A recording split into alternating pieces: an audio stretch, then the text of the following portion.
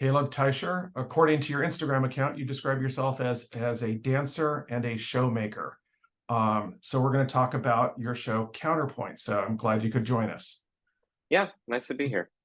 I want to start by asking you about something that Diane Walker said in a story that she gave to Dance Magazine in 2022, which was that Tina Pratt introduced her to jazz pianist Barry Harris, and that she really, quote, got the improvisational connection between musician and dancer. What was the process by which you got the improvisational connection between dancer and musician? Good, well-researched question. I grew up tap dancing the way that most people grow up tap dancing, which is um, at a dance studio that offers ballet and jazz and modern and tap. And this was a wonderful studio called the Pulse Performing Arts Studio, close to where I grew up. Uh, but then when I went to the New York City Tap Festival for the first time, I met a teacher whose name was David Ryder. And David was, for lack of a better way to describe it, very much in the modern day tap dance scene.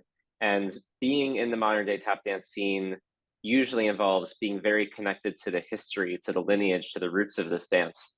And by that, I mean, I came into the dance a little bit late to meet a lot of the folks who had passed away. You know, Jimmy Slide passed away about 6 months before I knew who he was.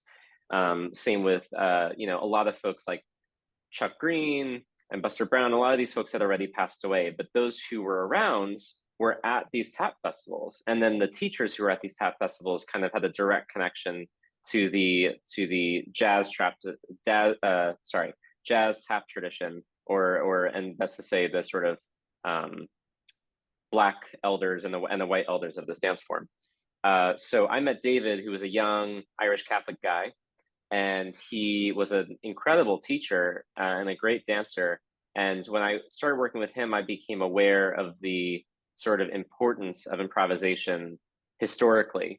And then as I started to tap dance more amongst the present day tap dance community, I became aware of just how important it was to be an improviser, and a good one.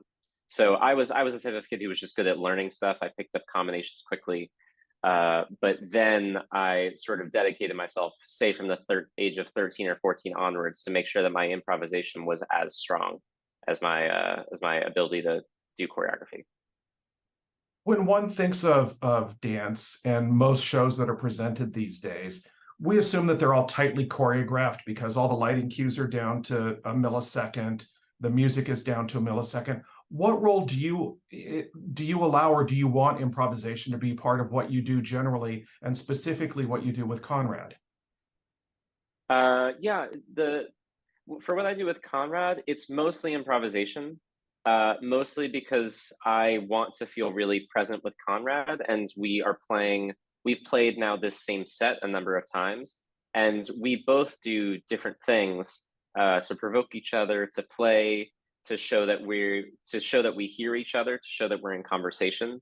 And no matter how much you try to imbue a scripted conversation with a sort of aliveness, there's a feeling of there's an energy when the conversation is really live. Precisely. When things are actually live, there's no faking that sort of authenticity of true conversation, of true improvisation. And I also feel this way about, certainly with the show with Conrad, because it's such an immediate work. It feels like a music concert in some ways, and it feels like a dance show in other ways. But I feel this way in general. What is the reason that we still go see shows live? We have a lot, there are ways that we can express our art that's much cheaper for production, much cheaper for audiences, much more convenience, much more global. You know, if I sink $500,000 or something into a stage show, that can be done for a set period of time with a set number of things. And if I sink $500,000 into a movie, you can have a whole movie that you can put out for free for streaming, and millions of people can see it. So what is the point of gathering in person? And to me, improvisation answers one aspect of that, which is to say, if it's happening live, then you have to see it live. I completely agree. And there's something about the communal experience about seeing something live that is even different than seeing a movie. Of course, yeah, you watch a comedy at home and you laugh out loud a little bit, but then when you're in an audience and there's cheering or there's laughing or there's just a feeling, a communal feeling, that is what I think improvisation has a great capacity to engage with. Whereas if everything is choreographed, if everything is scripted, I have to, regardless of how the audience responds on a given night, I have to keep going with my scripts. But with Conrad, we really are capable of steering the show to match the people who are there and how we're feeling and how they're feeling. And probably the space. And you're entering into a completely new space that only had its first real performance this past Saturday.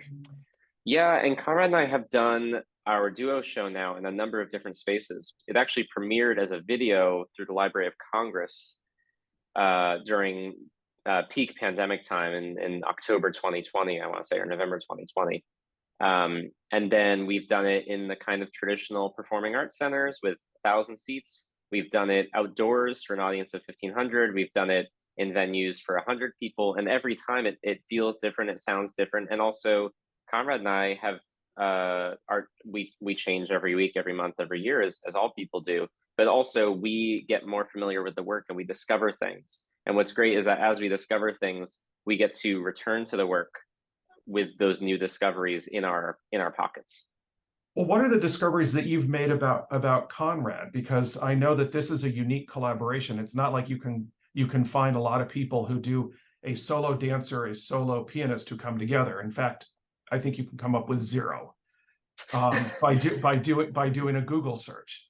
Yeah, there's some precedent, and the truth is, we are anytime that anyone says this is the first time this has happened, chances are there's 100 years ago someone did it. So regardless of that, what makes this show with Conrad really special is that Conrad and I this is not a show I would do with any other pianist other than Conrad. It's not, oh, I'm a tap dancer looking to do a show with a pianist. It's, I am myself a dancer looking to do a show with my friend and collaborator and someone who I've forged a long-lasting connection with, and that's Conrad. And Conrad and I met for the first time when we were teenagers and collaborated together for the first time when we were 19, I want to say. And over years have become friends, and I've seen so many of his shows and he's seen so many of mine. And so this is not something that we've kind of put together just to make a show. This is something that kind of came out of a shared respect and admiration for each other that led to something where it says, well, maybe we should share this kind of connection that we have. You also both have a shared appreciation for what came before you. I've spoken to Conrad multiple times. I know how deep his respect goes to everything that came before him, and I have seen interviews where you have expressed the same thing. I don't think a lot of people necessarily share that, so that has to be some sort of binding ingredient for the two of you. Yeah, we are both artists who exist in communities. Conrad in classical music and in new music, and myself in tap dance and jazz dance and Lindy Hop, who are interested in history. As a father for present day reflection and conversation and presentation, I think you talk to any jazz musician, they'll tell you to know your roots and to know your history is to know how you, as a person who's just part of a lineage, got to where you are. And it imbues so much meaning for me to, I can learn a cool step. I'll put that in air quotes, a cool step. But if someone says, oh, Teddy Hale did that step in this old clip, and then I go look at that old clip and it's someone 80, 90 years ago doing that same step, it's thrilling for me. It's thrilling for me to see sort of space and time and humanity collapse in on itself, and to say, wow, I'm the thing that I'm doing that still appeals to me, appealed to someone 70, 80, 90 years ago. And isn't it amazing that people nearly a century ago were as captivated by this thing as I am now? Well, I remember the song that Peter Allen wrote and recorded, Everything Old is New Again. Yeah. That's part of it. Now, you and Conrad both came of age as performers in the public eye from a fairly young age. What do you think were the advantages and disadvantages of being under sort of the public microscope so early in your careers? Yeah, I always giggle at this comparison because the way that Conrad grew up, you know, as a performer, the way I grew up are very different. I mean, uh, Conrad was much better, much earlier than I was. Um, I don't think I was quite the standout or quite the prodigious talent that Conrad was as a 6 year old or a 9 year old. I mean, for one, I didn't start tap dancing until I was 10. But even then, I was a good tap dancer, but I wasn't. I was no Conrad Tao on piano. Um, but in terms of, I think Conrad and I both. I Sorry, let me go back and say, I think the point at which our timelines line up is that Conrad went to college briefly, um, but did not finish, and Conrad had a kind of atypical education. And he was very interested in learning. He was very interested in being immersed in the sort of wealth of information that's out there. And I had the same experience, but both of us went relatively untraditional paths at a certain point. And both of us also have have skipped from genre to genre, or medium to medium, trying to figure out what it is that appeals to us most. It's not like, oh, Conrad grew up studying classical music and then went to pre-college at Juilliard and then went to Juilliard and then got his master's and then got his PhD, and I mean, I graduated public high school as a junior and moved to New York and never went to school again, other than dance classes and intensives and things like that. I never went to a traditional education. And I think both Conrad and I, growing up in the internet age with a sort of voracious appetite and interest for a lot of things, I think when we're teenagers, we kind of had the same thing, which is like, wow, look at this huge, beautiful world, and we started from here, and we're happy to kind of relatively stay where we are, and also our eyes are kind of always out there trying to see what else we can discover, experience, or explore. Right. Well, I want to talk about the exploration that you both do with Gershwin's Rhapsody in Blue, which I know is a huge component of Counterpoint. And I've seen a version of it because, as you've said previously, you never do this. It's never the same thing twice. It's always going to be different. But can you sort of break down in a basic manner how you came up with where each of you would take solos, and particularly where the solo would become, in your case, the notes played with your feet? Because I'm somebody, which is what I've seen. You know, I'm a lapsed piano performance major. Rhapsody in Blue is my favorite piece of music. And when it got to that part of the solo and there was no piano, but I could hear those notes with what you were doing with your feet, I thought, that's something I've never seen before. Hmm. Yeah, I should say that while it's improvised, I do some version. Every time we get to that particular section, Conrad does not play. So that is something that is relatively set amongst this improvisation. I actually don't. My memory tells me that that was Conrad's idea, and I just sort of humored him. I said, "Sure, I'll try it." I think we did not rehearse this program before we started doing it quite as much as I would other things. It's not like we spent weeks in the studio trying to map out the entire performance. We sort of put together a set list of music that we shared, or music that we could share, and then we just sort of went for it for our first few performances, and through the act of performing it and improvising together in front of people, the nitty gritty of the collaboration sort of took shape. In terms of Rhapsody, I think it was something that we always discussed doing together, um, because it was such a fun piece and I had never danced it. And Conrad had played Rhapsody quite a bit, but had never done it in a sort of duo capacity. And I I think there are a lot of people who have a very meaningful connection to Rhapsody. So it's a relative easy win.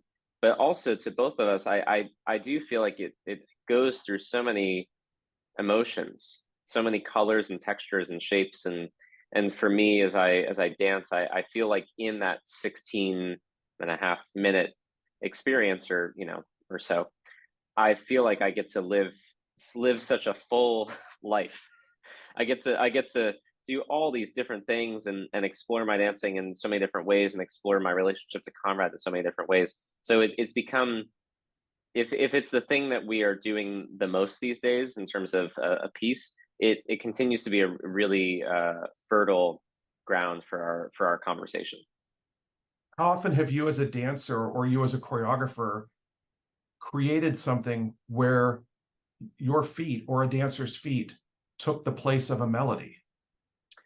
Pretty frequently, I think tap dance and percussive dance overall has this beautiful thing where it's inherently interdisciplinary. Um, that that means it has a visual component, which seems pretty obvious. It's a dance form, but it also has a sonic component. And I think I like to uh, I like to lean into the sonic component because it is something that makes tap dance so unique and so captivating to me as a performer, and also to audiences. There are plenty of dance forms that don't make sound that are really captivating, but there's something about dance that makes noise, dance that makes sound or music, that really gets people's imaginations going. Um, I So for me, I've actually done that quite a bit. I've choreographed a cappella pieces. I've choreographed a cappella sections of shows. And then also I'm constantly thinking about sort of the sonic contribution of the dancing I do, even if I'm not in tap shoes, because whether you like it or not, bodies make noise. Ballet dancers don't want to make noise, but their point shoes hitting the floor do make noise, and landing from a jump does make noise, and your feet touching the ground, however quiet a sound is, it makes noise. So it's good to address that.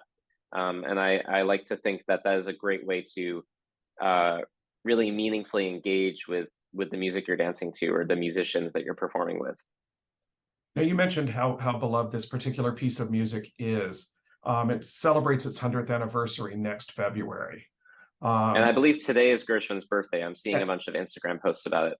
yes, today was Gershwin, would have been Gershwin's who knows what birthday, but yeah, but happy birthday, George, wherever you are.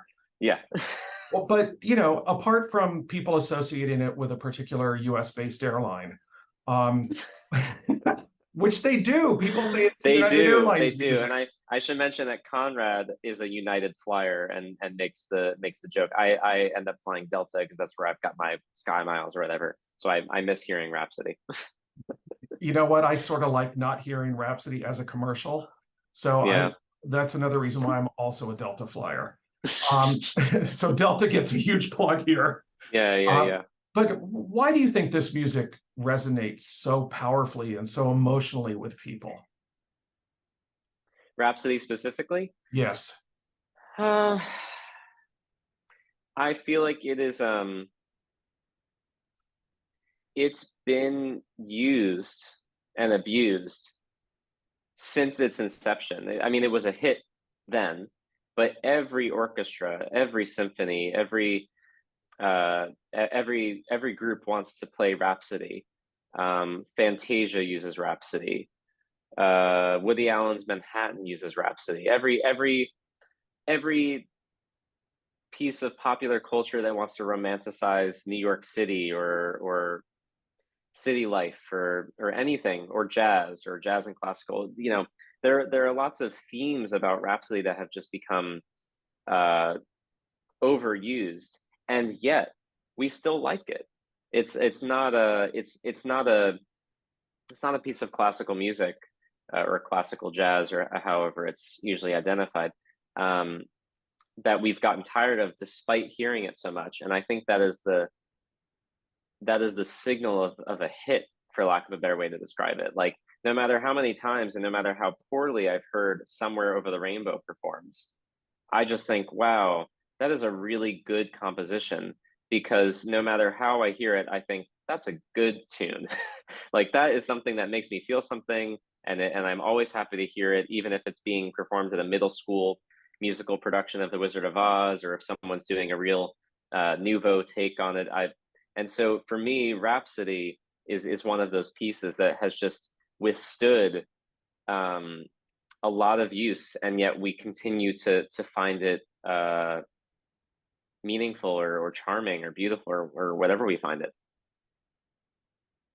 So, given that you've been doing this show Counterpoint with Conrad, for the past few years, do you see it expanding into, having themes and variations where you can create enough pieces so that you can sort of create a different model each show you do? Do you want to expand beyond what you're doing now? Yeah, totally. Conrad and I have talked. We just thought we were doing it once or twice. It was something. It was something that we said, well, let's put it on the calendar, and we had these 3 gigs back to back, and we said if we don't feel great about it after those 3 gigs, we'll stop doing it. And it turns out, I think it was show 2 or something, we got to the dressing room and I said, Conrad, that was really fun. And then we experienced that the audience really, really took to it. And so we said, well, if people are willing to pay us to hang out and play music together that we enjoy, then who are we to argue? In terms of, the set as the set has more or less stayed the same over the past couple of years. We don't do this program every week.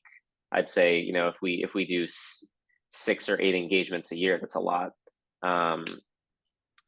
I'm happy to keep it as is for now, but we are performing it at the Gilmore in Kalamazoo, Michigan this year, which has a piano festival, and I believe they've commissioned a new piece for Counterpoint as part of that. So we'll create one new piece for our duo this year, which is fun. And I think we've sort of discussed, we just kind of check in a kind of touchy-feely, intuitive way, which is to say, if maybe someday we really feel like a piece has seen the end of its time, then we take it out.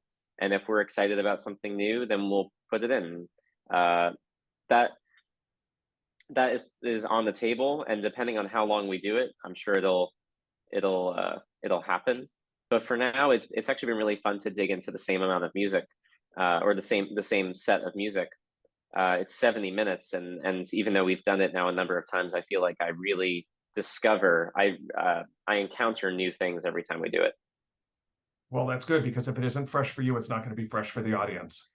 Oh no, I'm not a good actor. I'm not a good faker, and it's not faking. It's not really that interesting to me. Nor would it be to anybody who would be watching, for that Yep. matter. One other thing I want to ask you about, Caleb, is there's a composer named Johnny Greenwood who I like very much. I like his work for film. I obviously like his work in the band Radiohead.